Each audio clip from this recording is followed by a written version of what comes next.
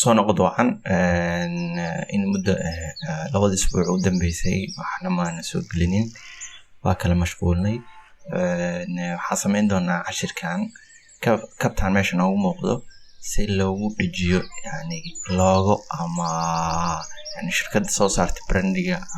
oo yani kabahan shirkadda soo saarto kale hadaa rabtid inaad ku dhijisid marka qaab noocan oo kale sida loo sameeyo marka waxaan leenahay kabtaa soo gashanaysaa sidoo kale loogadana waa soo gashanaysaa waatana loogada isaan hadaa dhaho marka waxa kuma soo aadaa marka waxaan sameynaynaa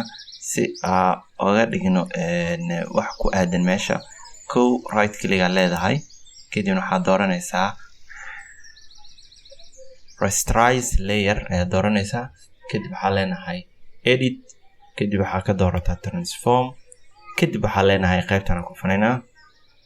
sida markuu noqdo waxaa leedahay si caadi ah ugu toosinaysaa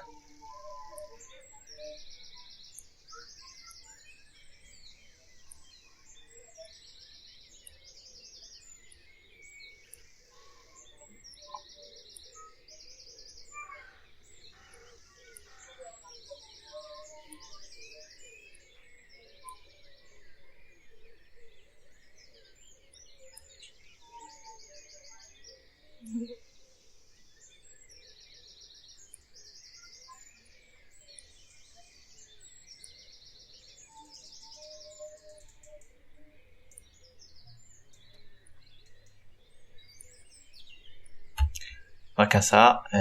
sidaas ka dhigtay marka xoogaa hadii lacala hadii qaybahan geeska uu ka halaabo kale dib ugu laabanaysaa oo intaadan save ama tigta aadan saarin waxa leenahay inaa inta ka saxdo